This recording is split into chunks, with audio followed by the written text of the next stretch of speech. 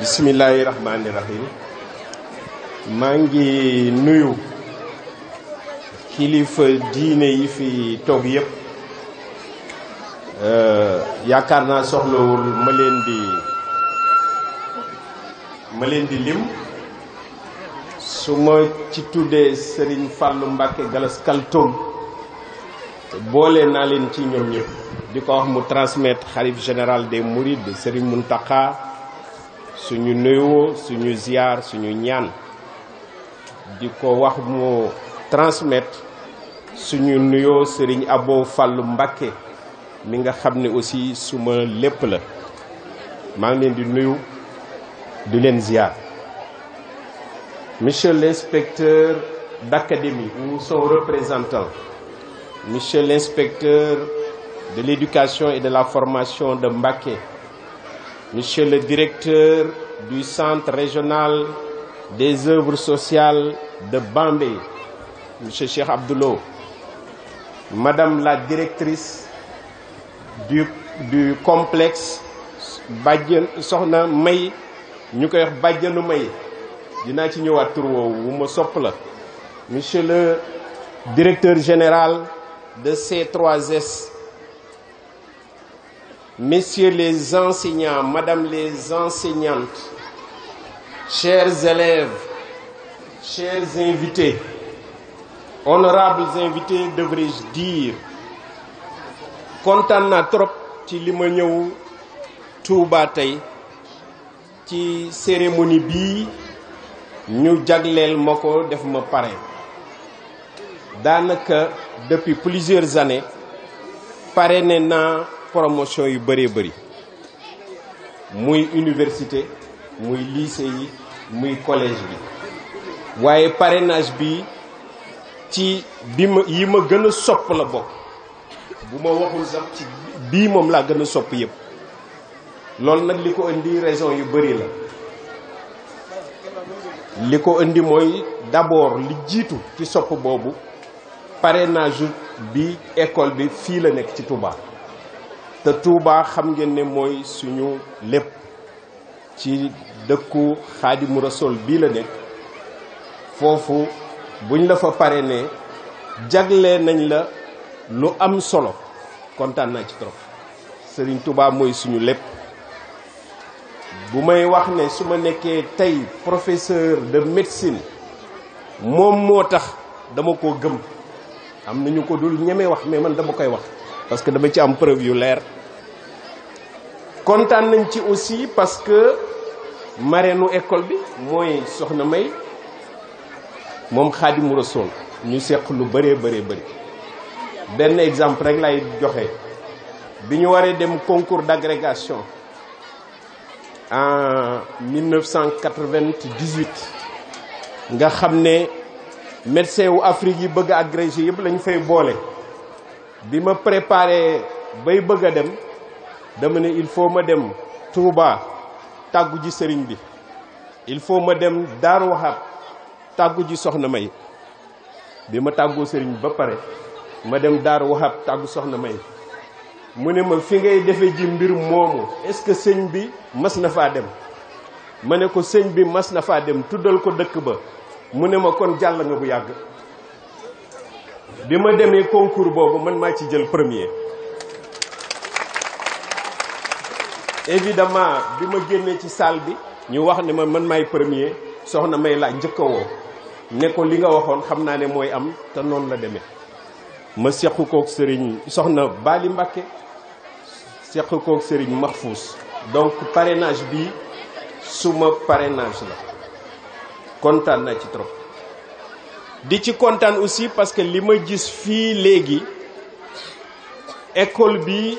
avance na trop par rapport ak système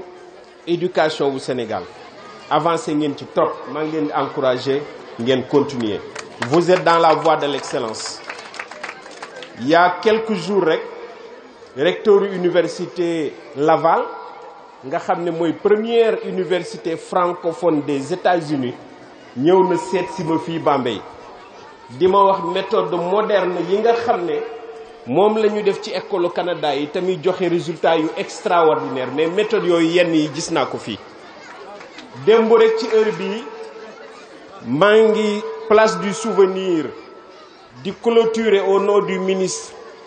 benn symposium boo xam ne coopération américaine moo ko organisé woon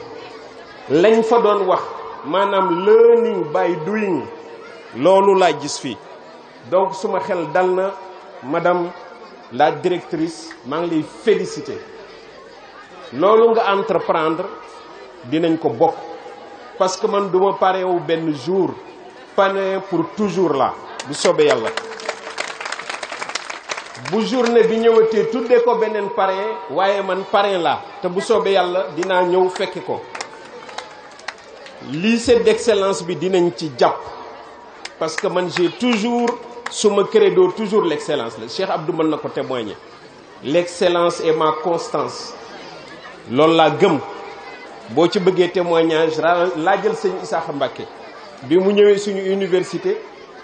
ñuy def docteur honoris causa mu gis l'excellence mu ne ma yow de l'excellence rek ngay liggéeyal pourtant donc lycée d'excellence bi suma lycée la bu soobee yàlla considérel ne am nga un conseiller boo xam ne nag dërëm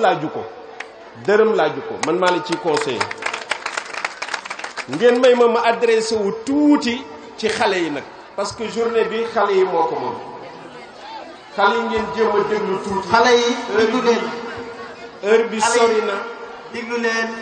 heure bi sori na mais dama koy tënk moom bis bi déglu leen yéen ñëpp te toog leen ngeen déglu le professeur Lamine Gueye dama koy tënk rek wax ak xale yi ci éducation ak njariñam éducation boo jëlee ñi nga xam ne ñooy expertu éducation muy ci diine wala mu nekk ci beneen fànn fépp ci monde bi li ñuy wax boo ko liiree tënk ko mooy éducation mooy permettre socialisation mooy c'est l'éducation qui permet d'acquérir des connaissances mooy c'est l'éducation qui affranchit l'être humain mooy par l'éducation mën nga cee jaamu yàlla boo xoolee jàng nii ñu leen di wax tey ngeen war ko def chers élèves c'est par cette éducation cette acquisition de connaissances que vous allez vous servir et servir votre famille et aussi servir la société. Vous avez un métier, ce qu'on ne dit pas souvent. Les élèves ont un métier, les étudiants ont un métier. Leur métier, c'est acquérir des connaissances. C'est acquérir des connaissances. Maintenant, il y a plusieurs méthodes d'enseignement. Et je vois que ces méthodes sont utilisées par votre complexe. C'est d'abord délivrer les connaissances, informer les élèves. C'est d'abord sanctionner. Vous avez sanctionné positivement aujourd'hui. Mais je sais que aussi vous sanctionnez négativement. Ça doit aller ensemble. Même si nous sommes contre les sanctions physiques. Mais c'est aussi être endurant. Madame la directrice est un modèle d'endurance. Elle a commencé par une petite chose. Elle en est venue à cette organisation tout à fait complète, mais un niveau très bien parce que vous avez eu des prix de mathématiques, des miss de mathématiques. Mais l'éducation aussi, c'est par l'exemple. C'est par l'exemple. Maintenant, élèves yi li ma leen bëgg a wax ngeen déglu bu baax yàlla suñu borom xale yi déglu leen non seulement dafa jël lépp luy dund choisir nit mu doon li ci gën a am solo mu demandé ko nag mu jaamu ko te loolu rek la ko demandé waaye aussi daf ñu jox benn matériel te loolu dama ciy insister pour jox leen confiance xale yi man docteur en neurosciences la agrégation en physiologie loolu ñaan gu nag mu la parce que bi ma nekkee primaire te maa ngi féliciter xale yi nga xam ne li ñu def léegi man loolu laa dund école franco-mouride suma waajur wi góor am na ku ko wax léegi nekkoon taalibe Sëñ Touba ba mu ko wëree ba gis ko sëñ Touba ñaw la ko dénkoon te ñawal na sëñ Touba.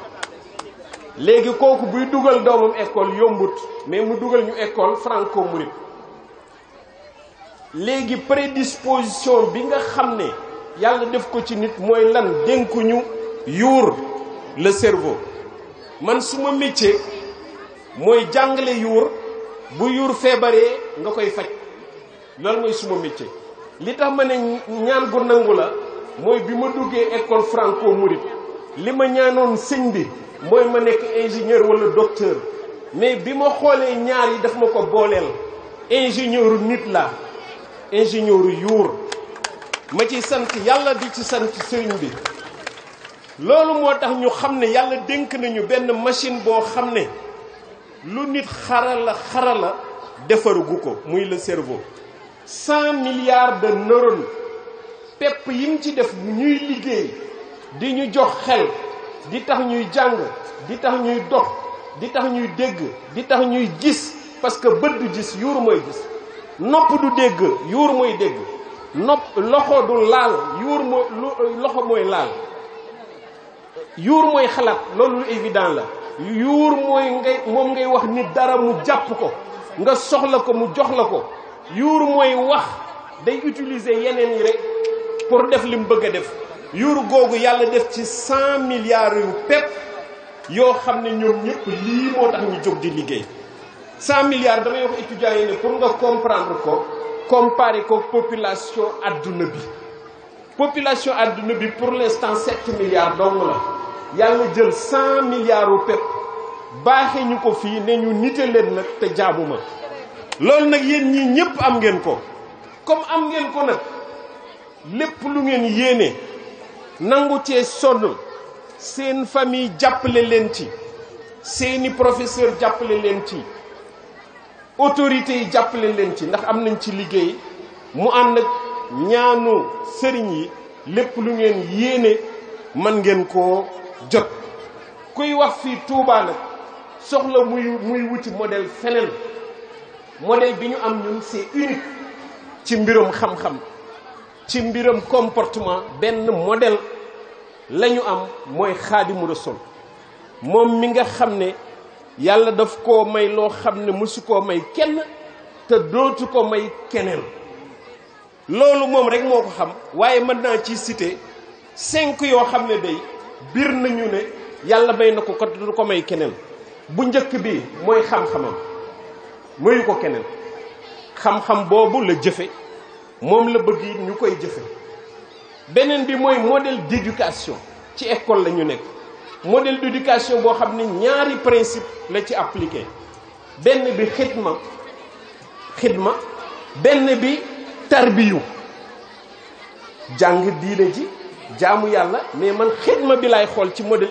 éducatif bi ak li nga xam ne mooy tarbiyu. képp kuy jàng bëgg a réussir jëlal modèle tarbiyu nga nangoo tarbiyu say professeur nangoo tarbiyu système bi nangoo tarbiyu say waajur nangoo tarbiyu say sëriñ. beneen bi mooy bu ko yàlla may te mayu ko keneen parce que modèle boobu man enseignant laa damay wër monde bi fi mu ne amul fenn fuñ dul dem ñun mais modèle boobu gisuma ko feneen donc may na ko te mayu ko keneen te dañ koy décrire ñeneen ñi d'accord kenn du ko diingat xam nga milieu enseignant du supérieur diingat mais dañ koy décrire ñoom kenn du diingat. beneen bi mu ko may mooy communauté mouride boo xam ne li gën a jafe moo fi am mooy respecter la hiérarchie. respecter la hiérarchie kii moo jiitu topp leen ci. beneen bi mooy solidarité bi am jàppalante bi. beneen bi mooy soumission totale en Dieu kooku it mën ngaa observer waaye gis communauté bu yooyu nekk yombut. beneen it boo xam ne mënees na koo citer parce que ci modèle éducation lañ nekk te xale yi ñu ngi jàng géographie. le modèle de la ville de Touba suñu borom may Touba Cheikh Ahmadou Bamba modèle géographique bi décrire nañ ko publier ko dans les plus grandes universités. tous les géographes modernes objectifs d'accord nañ ne modèle d'urbanisation ak ni mu organiser Touba basé ko ci xasaa itam di ngeen xam yéen ñëpp loolu amul fenn muy un modèle unique boo jëlee un docteur en géographe loolu la lay wax. mu may ko biñ ma affecté université Bambey ma njëkku ko yëgal dañ ne daf ne ma indi nañ la foo xam ne day man ngaa nag liggéeyal sëñ bi waa léegi. ma gis ne li may njëkk a def mooy liggéeyal sëñ bi ci màggal gi daaw ñu jël ay chercheurs yoo xam ne seen xel rek laa xooluma sax ne ay murid lañ wala lii lañu te équipe bi mu paree noonu la meloon fukk lañ woon. bi ma neen lee université mën na natt les impacts économiques du màggal ñoom ñëpp dañ ne woon professeur loolu dafa compliqué trop ma ne leen compliqué nag moo tax ñu war ko def parce que loo xam ne scientifique daf naan dafa compliqué loolu mooy liggéeyam te ci gox bi lañ nekk. ñu commencé dérouler en 1 an sëriñ bi baaxee ñu natt ko ñu génn chiffre boo xam ne 257 milliards mooy impact économique du màggal amul benn événement bu koy génne benn événement muy 5 yoo xam ne gis ngeen ne bu ñu ko cité di ngeen gis ne suñu borom li mu may sëñ Touba mayu ko kenn te dootu ko may kenn. loolu moo tax may wax élèves yi yàlla xiir leen ci jàng seen diine comme ni ñu ko defee fii mais aussi jàng lii ñu leen den woon léegi mooy science bi parce que sëñ Touba loolu la ñu waxoon aussi yonent bu sell sallallahu taala wa sallam wax ko wuti leen xam-xam bi même bu leen di yóbbu Chine bu ngeen bëggee doon docteur am na ko xale bu ko wax léegi fii jàng moo koy doon kenn du yow nekk docteur magistrat jàng ingénieur jàng pilote d'avion jàng sage-femme jàng donc yoon wi jàng rek la ngeen nag jàng ba pare toog nekk taalibe lii ngeen doon wax ma toog fii yaru mbiram taalibe dong la te man ñaar yooyu lay boole fu ma mën di dem ma nekk ca suma bureau université ba ma nekk beneen université nord américaine damay pratiquer ne taalibe murid laa te taalibe bu murid liñ ko xamee mooy jàpp ñaamboram yaru yem fañ ko yem loo léegi nag valeur yi ñu yoon wi di jàngal ci mbiram diine xam naa ne lépp di ngeen ko xam ak système bii ma gis yeneen yi famille moo koy dugal ci nit may insister ci parents d'élèves yi valeur u jom valeur u ngor valeur u maandu valeur u dëggu valeur u am fayda valeur u yiw valeur u am fit loolu élève daf ko war a am fit dama ko cee yokk parce que niveau bii ngeen am amatu leen limite je suis d'accord avec vous ñii war nañoo xeeb maîtrise doctorat la ñu war a viser ingénieur la ñu war a viser professeur d'université la ñu war a viser inspecteur des impôts la ñu war a viser inspecteur de ceci de cela la ñu war a viser donc engagé wu leen ci études yi nu ñuy engagé wu ci étude pour aller vers la fin engagé wu ci étude mooy assiduité c'est-à-dire doo absente ñun loolu lañ doon def xamuñu woon absente xamuñu woon tappale mooy ponctualité problème bu mag la ci Afrique te li tal der Afrique du question moyen déedéet yuur gi it xam-xam bi benn la yàlla suñu borom wutul yuur ku jaune yuuru asiatique yuuru américain 100 milliards yi ñun ñëpp a ko am 100 milliards yi donc ponctualité bi maanaam cours bi démarré à l'heure pare à l'heure année bi démarré à l'heure pare à l'heure loolu mooy ponctualité respect des professeurs respect des directeurs respect des instituteurs respect des parents respect des infrastructures man su ma dee seen parents loolu laa leen dénk ngeen xam ne benn priorité ngeen am élèves yi mooy jàng ngeen xam ne benn métier ngeen am mooy jàng métier bu provisoire la parce que élèves ak étudiants comme ni ko Serigne Touba waxee ci seen hymne bi nee na privilège la boo xam ne boo ci profité woon di nga ko weesu te boo ko weesoo di nga ko réccu beneen bi mooy endurance mooy xale yii waruñu viser teel a arrêté xam naa sax sa famille soxla la nga arrêté loolu c'est normal sa waajur sonn nga ñëw awu ko c'est normal mais ci départ bi bu ñu fixé ne dañuy teel a arrêté nañ fixé loin man loolu la ma yàlla baaxe woon dama ne woon naa jiitu te man maa juróon premier du centre fii DFM à l'époque te booba région bi yëpp lañ doon boole ma dem baccalauréat ñuy hésité série SL ma ne S ñu ne S looy def ma ne S1 yàlla jàppale ma ci looy def médecine yow yaa ngi jóge Diourbel médecine dafa gudd ma ne médecine rek parce que loolu laa ñaaroon sëñ bi bunti ubbeeku na médecine lay def même bu dee 8 ans yi dinaa ko def yàlla ji def ñu def plus de 8 ans def naa 15 ans mais yëgguma sax ne def naa 15 ans donc nañu continuer xale yi ci loolu ci endurance boobu endurance bi mooy bu jafee it bu leen bàyyi loolu lay insister fi mu ne étude littéraire c'est utile mais dinañ ci am toujours ay cadre ci seen biir ful bi li ngeen war a def mooy orienté ci science mooy conseil bi may jox élèves yi bàyyi leen littérature bi naturellement cadre littérature dinañ génn mais décider leen yéen ñii ñëpp ne ay scientifique ngeen di doon bu ma sañoon lycée d'excellence bi y aura beaucoup plus de bachelier S1 S2 que de bachelier L ndax loolu lay réew mi soxla yoon wi soxla na ko scientifique léegi nag foofu lay jëlee engagement képp koo xam ne destiné ci nekk scientifique malgré li may occupé yëpp moi je suis prêt à leur donner des conseils teg leen ci yoon chaque année dinaa ñëw defal leen ni conférence parce que am na conférence yoo xam ne boo koy déglu boo bëggee def science yàlla mën naa def mu yombal la chaque année incha allah engagé wu naa li may jàpp yëpp dinaa ñëw defal leen conférence bi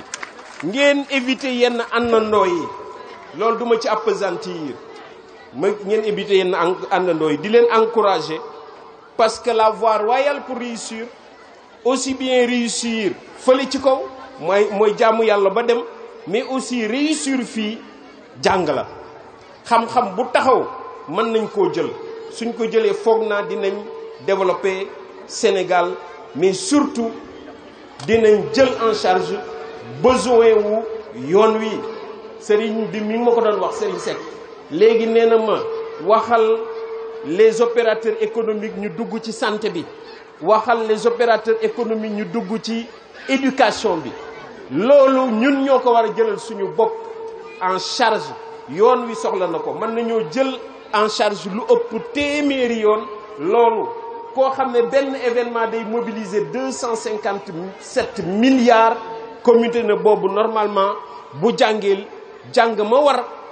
am technicien ya war am ingénieur ya war te am nañ booba ba pare njiit ya war bu soobee yàlla dara du të pour développement communauté bi ma féliciter encore une fois madame la directrice féliciter ñi koy soutenir ñëpp di leen wax ne maa ngi leen di déglu di féliciter waat xale yi nga xam ne dañ ma delloowaat 1967 bi ma dugg ñooñu nag groupe boobu bëgg naa leen rencontrer bu lii yëpp jàllee non pas léegi kii bi dafa serré bu lii jàllee parce que man dinaa leen parrainer particulièrement jërë ngeen jëf. Standing ovation pour votre parrain. Les élèves, levez-vous pour applaudir votre parrain. Applaudissez-le et dites merci. Merci beaucoup. Merci cher. Merci cher ci jàppale bi. En tout cas, merci. Jëlaale ko ballon bi. 2009. xale yi toog leen après ngeen noppi yéen ñi nekk ci biir xale yi di leen garder dañu wax ñu toog te noppi.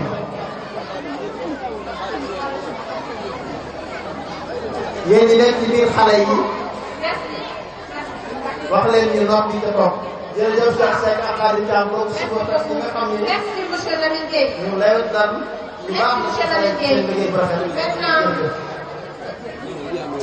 Très bien. Le groupe scolaire Kër Badiane May. Ces journées culturelles constituent des moments récréatifs dont la portée éducative est indéniable.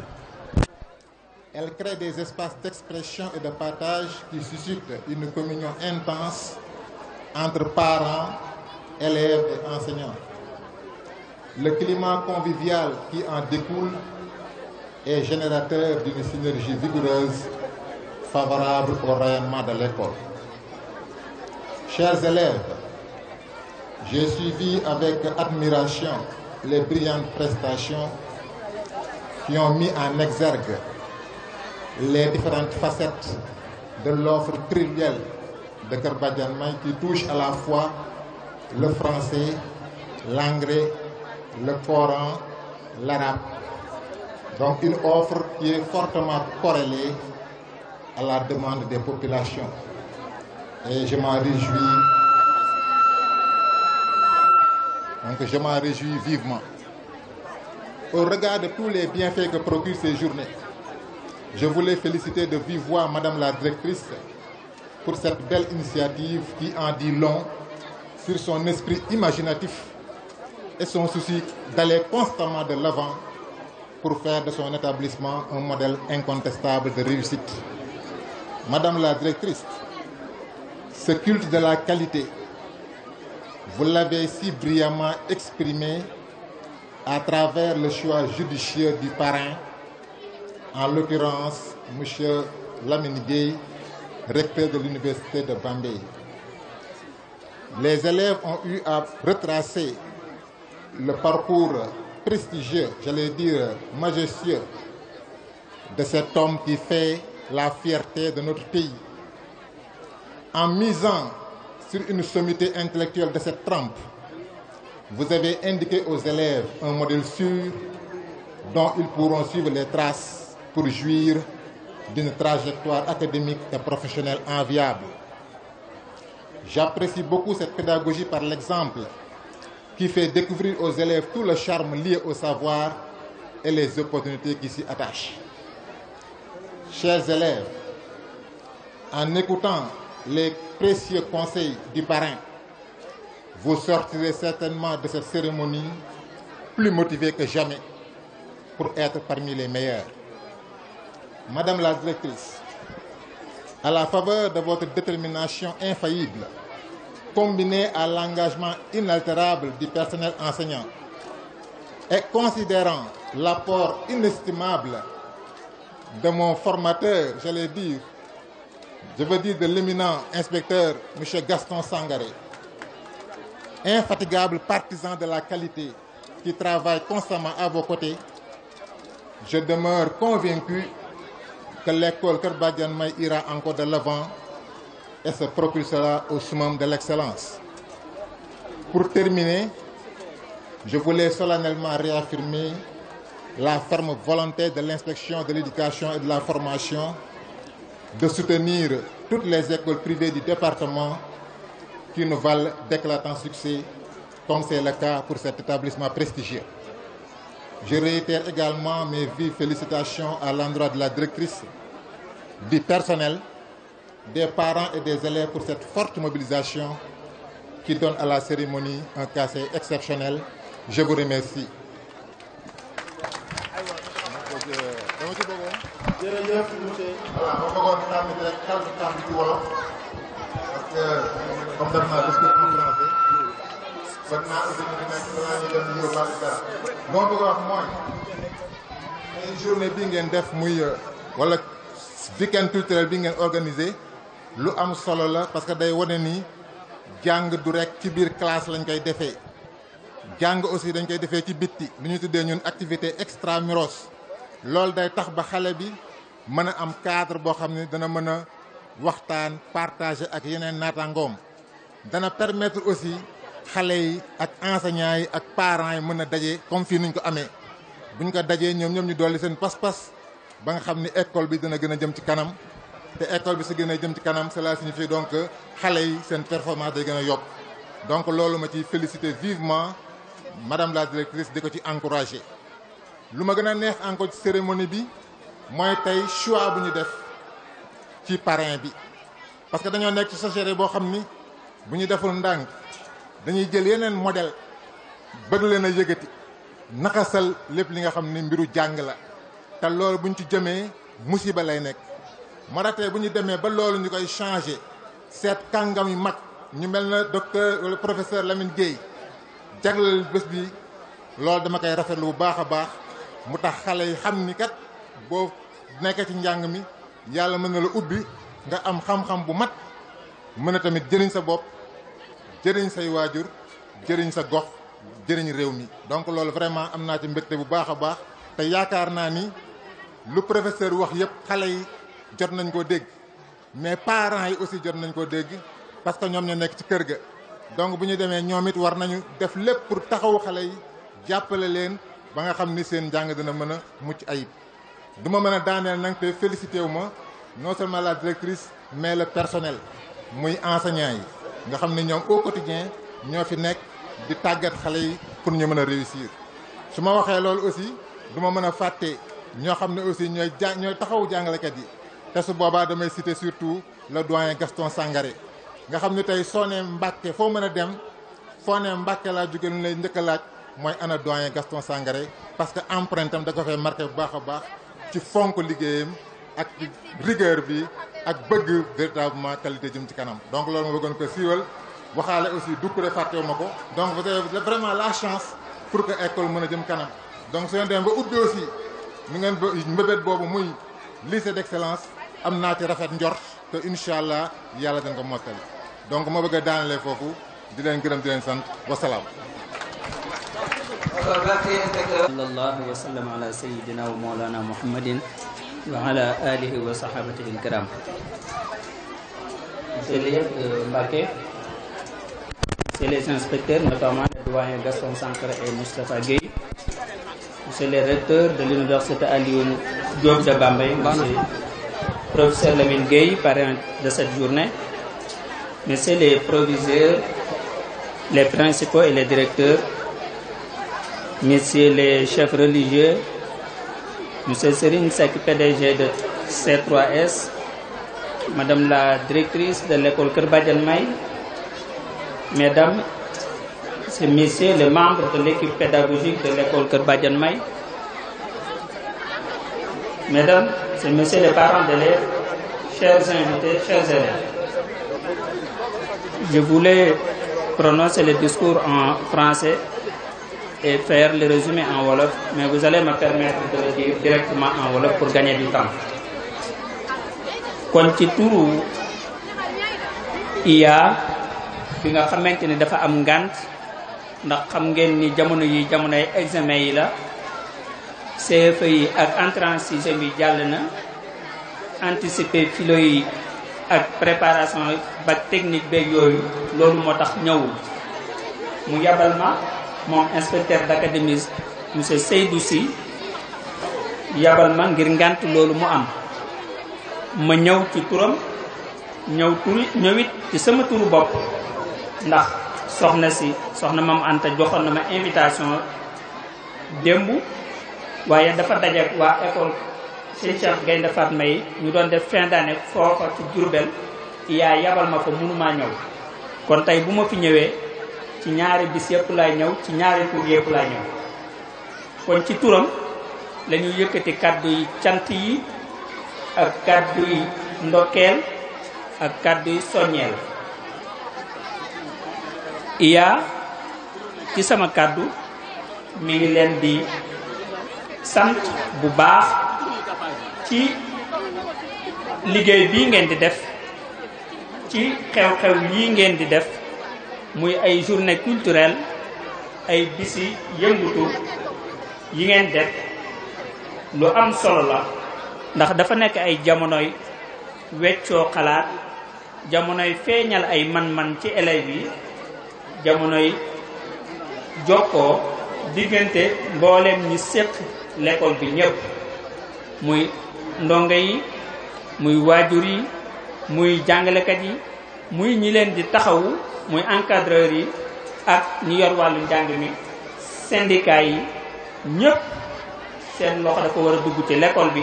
ndax Sénégal fu mu nekk nii dafa bëgg école bi nekk école askan bi muy li muy wax l'école de la communauté mel na ni fii ñoom dégg nañ message boobu te ñi ngi ci yoon moo tax taxawal bis yu mel ni dafay am solo lool rawatina ci xale yi ndax occasion la ñu wan leen ay royuwaay yu mel ne professeur Lamine Gueye ak ñeneen ñoo xamante ni bari nañ Sénégal xëy na waaye tudduñ leen loolu faaw ñu wan ko xale yi fàttali leen tamit fi ñu bokk di barab bi ak ci sos barab bi di Touba yooyu dana baax léeg-léeg ñu li koy fàttali jotaay yu mel nii nag jotaay la yoo xamante ni yooyu moo ci war a jiitu yaa ko nee na mi ngi leen di sant ci matuwaay yooyu ngeen jël ngir amal bis yi ak coono bi ngeen ci def di leen sant tamit ci tànn gi ngeen ko tànn ngir mu ñëw jiite bis bi ca ma teewal ko fi nee na loolu am na ci mbégte lool. ñu ngi leen di féliciter tamit ci turu IA pour la pertinence des prestations et pour la bonne organisation. loolu nag yiñ fi wane yu yéeme la yu mucc ayib la ni ngeen nosoo tamit loolu lu am solo la waaye man loolu bettu ma ndax kër Badiane May donte samay tànk bariwu fi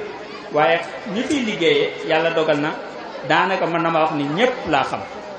ñenn ñi maak ñoom ñoo bokkoon école bu ñuy jàngale mën naa cee tudd Serigne Mbacke Mbaye mën naa cee tudd doyen Doucouré ak ñeneen ñenn ñi samay élèves lañ woon yàlla dogal léegi ñuy ay maîtres yu am solo yu jàmbaare yu mel ne que Serigne Mourtala ñu koy sagoo bu baax a baax ndax ak njàmbaartem ak yarutem ak tamit ñoo bokk daayira ma xam ko bu baax ci yitte ji ak doyen Gaston Sankhare nekkoon suñu kilifa ci liggéey bi ma nekkoon fii Mbàkke ci jàmm gën ma xam rigueuram ak yitteem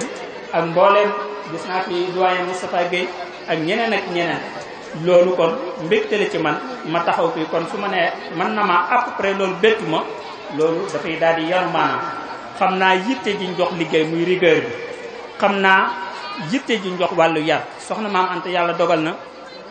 bokk nañu ay liggéey ci projet Serigne Mountakha Mbacké bi mais xam naa taxawaayam ci wàllu yar loolu maa ngi moom ñoo ci bokk gëm-gëm jàpp naa ne Sénégal ay jafe-jafeem yàlla tere bu doon suux ñàkkub yar moo koy suuxloo du ñàkk ay boroomi xam-xam waaye ñàkk indiscipline dafa fës ci réew mi te loolu moom buñ ko lijjantewul yàlla tere mais bu réew mi di suux foofu lay bàyyeekoo ñàkk yar bi kon bu fekkee ne moom mi ngi gën di insister ci wàllu yar bi loolu dafay doon loo xamante ne dañ koo war a jàppale. loolu it nag waajur yi ñoo ci war a jiitu ñoom it ñu leen di sant ci seen taxawaay ndax bu ndongo amul bu élève amul école du am te bu élève amee rek waajur yi ndongo yi ñoo tax kon ñoom it ñoo ngi leen di sant bu baax a baax ci taxawaay bi waaye di leen gën a soññ ñu gën a jàppale jàngalekat yi ci wàllu yaru xale yi. yar bi seen warteef la sunu warteef ñu ñëpp ni ki ay waajur waaye sunu warteef la ni ki ay jàngalekat kon waajur yi ñoo war a jiitu ci yar bi ca kër ga yombalal jàngalekat yi fii seen liggéey loolu lu mat a wax la. waajur yi nag kenn demul ñu des kenn mënu leen fee bàyyi ndax buñ teye woon seen doom rek école du am kon ñoom it ngàcce ngalaama ci indi seeni xale waaye tamit liggéey bi dafa laaj gën a taxawu ci kër gi encadrement bi gën a sonn kon ñoo ngi leen di féliciter bu baax a baax muy kàddu gu mujj gi di leen ndokkeel ci liggéey bi ak rafetaay bi ak taaru bi incha allah su ma wàññeekoo su may dem rek danaa ko nettali li ma fi gis ak engagement yiñ fi jël ñu koy sant bu baax a baax monsieur le recteur engagement yi ñu fi jël am na solo lool kenn ku ne di jël ci sa temps di ko jox askan wi muy l'école de la communauté loolu am na solo lool bu ko ñëpp defoon dana baax ñuy sant bu baax a baax aussi Serigne Seck di borom kër soxna maam Anta yàlla dogal na xamante wuñ waaye dégg naa ay liggéey yi muy def loolu ñoo ngi koy rafetlu bu baax a baax moom it léegi biñ toogee mi ngi may wax ay xalaat yi mu am ci wàllu njàng mi ci biir dëkk bi macha allah am na ci xalaat yu rafet a rafet léegi rek la ma ko doon wax kon ñoo ngi leen di féliciter ci taxawaay bi di féliciter parrain bi yayoon na ko royuwaay la yàlla na sa njiglaay yàlla na la fi yàlla bàyyi ñu fi ñun ñëpp ñu ànd ak wér kon dégg nañ naal yi ngeen am danañ ko eggale IA lu mu ci man ci accompagnement technique incha allah duñ ci sàggane dara kon bonne continuation et bonne chance merci madame la directrice merci. École Badiane May inscrit ko pour déwén incha allah bu bëggee def une seconde d'excellence ñu waajal ko mu am di concours général ak bac mention très bien. seconde école boobu nag ñu ko teg ci loxoy 2 secondes S ak L inspecteur nee na seconde S seconde L mais boobu recteur yi moom dañoo war def 2 secondes S ak genn wàllu seconde L. oui ma. parce que il faut des scientifiques. pour de vacances maintenant le parrain dafa am lu mu indi daa indi ñaar ñu bëgg a honoré daa bëgg a honoré soxna Aminata Mbacké ak Mame Diarra Bousso beneen enveloppe bi ñu joxal ko waa club d'art et de littérature de l'école Kër Badiane May parce que nag monsieur Lia waa IA honoré ñu seeni Miss mathématique kon boog waa IA nañu honoré seeni Miss mathématique xale yi seetaan leen télé bi région yëpp honoré seen i bis ñoo ne mais madame la directrice on a vu à la télé que les autres régions ont honoré leur bis et nous mais nag ah dinañ déglu waa IAR nag nee nañ xam naa ay parrain lañ amul ay parrain yu mel ni monsieur Lamine Gueye donc on appelle aussi rapidement rek les meilleurs élèves de chaque classe pour les honors ici balaa ñoo dem léegi noonu bu ñu woo rek day ñu taxaw fii on leur donnera leur prix. dafa am tuuti loo xam ne rek baax na lool ñun ñëpp ñu xamandoo ko ndax li sabab lii ba ñëpp di fi indi seeni doom ñi ngi ko fi indi yàlla bu seeni yaakaar tas wante bari na ci ñooñ xamuñ luy sabab li kon ñu xam ne Baye Serigne mii nga xamante ne lépp ci moom la jaare ba lii taxaw kon nañ xam ne aw turam sëñ Touba lañ ko tudde te nit ñi xamuñ loolu ndax kañ ko tudde sëñ Touba joxe aw turam ne nañ ma ko tudde muy Baye Serigne Seck mi nga xamee ne Baye Dan Seck topp ci moom ñu bokk ndey ak baay te loolu nit ñi xamuñu ko la ca toppaat ñu bàyyi xel bu baax ci ne Baye Serigne mii baayam di Baye Mahmoudan Seck Serigne Touba joxe aw turam te waxut rek yam ca daa bind booba maamam mi ngi njaareem di bindal sëñ Touba ay kaamil kero ba mu gënee jamono ku ñu wax Serigne Ablaye Jaxate moom la magi baayam yebal njaareem bind aw kayit ni ko soo demee nga xamal sëñ bi ne gan dafa am ci kër ga ba mu demee sëriñ bi laajut góor la laajut jigéen la daa bind rek Mahmoudan Tàndax yi te Mahmoudan Tàndax yi yaakaar naa ku dégg dara ci sëñ bi danga ko dégg ndax bokk na ci ñi doon waajal sëñ bi moo daan noddal sëñ bi itam ci njaareen kon Mamadou Badiane moom mu nga xam ne mooy maami sëriñ sancoon daara ja ba jóge fa bàyyee ko ak Baye Dan Seck Baye Dan Seck 1916 la mi ngi fi ba tey jii barkaati démb dong dem naa fa jógee gu fi kon yar na yàlla dolli aw fanam gën koo dolli ak wér kon ñu xam ne sëriñ lii doonut lu asaar daa fekk yan ba baayam jëloon ba noppalu ci mu jël ko bëgg koo yóbbu foo xam ne si mooy fa mu war a dem kon yàlla na ko fa yeggale kon ñu xamal leen ne Baye Dan yor na daara ja ñeent fukki at gone musu faa wàccub liggéey loolu xar baax la de daara nga yor ko ñeent fukki at siburu choléra ngas ca jamono booba nga xam ne moom baayam mi ngi fi jóge 1944 booba daara jaa nga fa ku ci yor daara ñeent fukki at te nit ab doo nga wàccu fa xamal ne am na lu ca ne waaw yaayam Longhor ku ne dégg na ko bu ñu wax alxuraan foofa mooy cosaanam kon sëñ Mbàkke Mbay mii ak yow mii ci la Mbay Jaxate Jaane ñii ñëpp wenn askan wi la maam Anta mii fii mu ñëw bu kenn defe ne daa jékki-jékki ñëw fi déedéet sañoon ngaa dëkk ci sa kër baay kon sa kër baay nga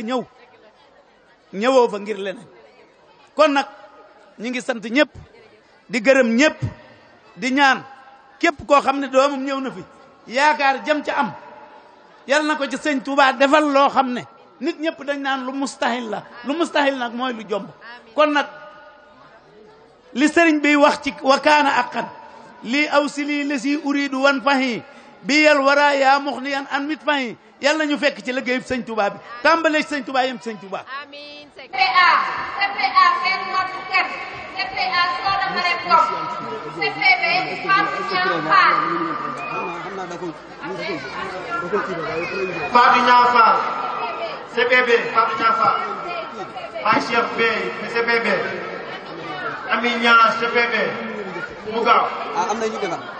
aywa C1A Serigne Fallou Sarr ak deuxième Maguette Ndiaye C1B Ahmadou Samba Niang ak Mohamed Ali Lo C1C Abdou Khadir Tall nuyoo bi nuyu naa ñëpp xanaa ñoom nuyoo dañuy décorer xale yi nuyoo tàggoo bi laa jéggal ñëpp xale yi rek lañ woo xale yi rek lañ woo pour jox leen seen i prix xale yi rek madame Ndiaye foog nga joxe prix merci madame Ndiaye merci madame Ndiaye merci pour l'organisation léegi ma eggali Abdou Khadim Tall ak Mohamed Diouf ñoo leen jël seen prix cette cérémonie c'est pour ces élèves-là c'est pour ces bons élèves-là on va citer un exemple xale bi jàng heure bi dafa bëgg man soxna may bintu Xadim al Mustafa may bëgg bind la ma Cheikhu Mustafa man soxna may bintu Xadim al Mustafa may bëgg bind la ma Cheikhu Mustafa dénkoon ci ab taal bi ngir saahir saa manees na ko rey baatinam ba gor saa xam naa ne aw ma solo man ci saahir waaye samay mbir yaa ko yor yaa taahir saa yoo xamee ni maa ngi jëm ci xaadim di ko siyaare ba sujjoon ni xaadam saa xol bi day mel ni galas akuk suux ngir li mu ñëw mbooloo mi kenn dootu ñu suux jaay naa sama njureel ci Seexu Bamba jëndee ko ab taalibe ngir yonen ba jaay naa sama njureel ci Seexu Bamba jëndee ko ab taalibe ngir yonen ba Cheikh Moustapha noon na ma jaamu yàlla boole liggéey mooy tax a gis bur yàlla amal ngor ak jom fonk jaamu yàlla seexlul bidaari sunna mooy la yàlla Cheikh Moustapha noon na ma jaamu yàlla moo yor kërug laaxira jaamu yàlla Cheikh Moustapha noon na ma del liggéey moo yor kërug àdduna nan liggéey moo tax ma toog daaru di jaamu yàlla booleeg liggéey ak sax ci sant yàlla yal na nu Cheikh Bamba defal karaama ba sun liggéey yéen am malaama noon na ma toogal daaru Cheikh Bamba moo lay yoral boppam kasaaya nen ba